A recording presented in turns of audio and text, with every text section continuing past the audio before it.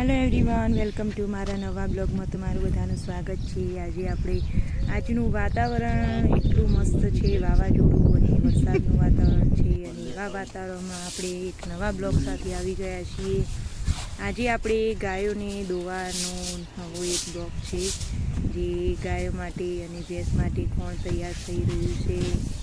આ તે ભેંસનું કોણ તૈયાર થઈ રહ્યું છે અને પછી આપણે ભેંસ દોવાની છે।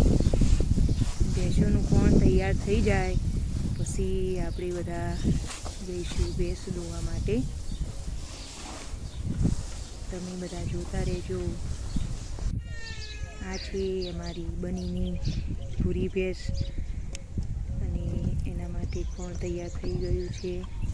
હવે એને આપણે દોઈ લઈશું। આવો બધા મિત્રોનું સ્વાગત છે મારા નવા બ્લોગમાં। તમે જોતા રહેજો મારા બ્લોગની એન્ડ સુધી। અને હવે ભેંસ દોવાનું કામ ચાલુ થઈ ગયું છે અને હવે આપણે ભેંસનું દૂધ નીકાળી લઈએ। આ છે અમારી બનીના વિસ્તારમાંથી લાવ્યા હતા ભેંસ, પૂરી ભેંસ છે।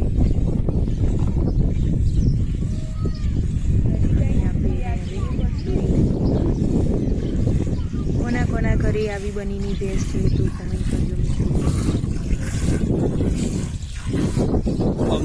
5 થી 6 લીટર દૂધ છે ટકનું।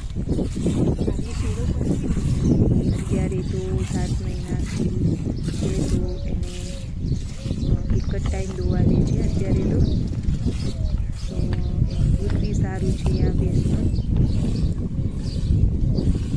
અત્યારે એક ટાઈમ દોવા દે છે। કોના ઘરે આવી બનીની ભેંસ છે મિત્રો કમેન્ટ કરજો। અને મારું બ્લોગ સારું લાગ્યું હોય તો બધા કમેન્ટ કરજો। આ છે ગીર ગાય નંદી, એનું નામ છે નંદી। એ બી હમણાં જ બચ્ચું આપ્યું છે એને વાસળી હમણાં જ આપ્યું છે હજુ થઈ ગયા એના સારું છે।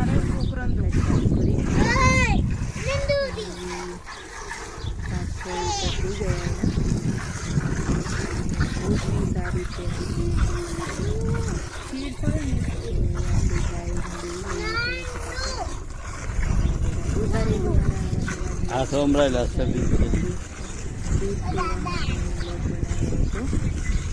કોને સારું લાગ્યું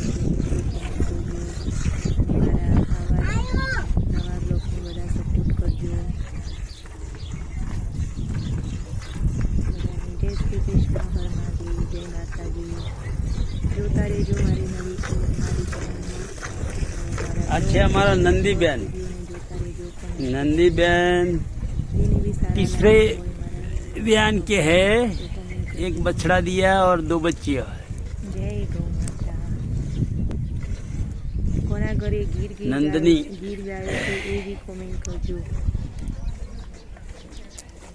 અમે આના દૂધ, છાશ, ઘી લે બધું જ ઘરે બનાવીએ છીએ।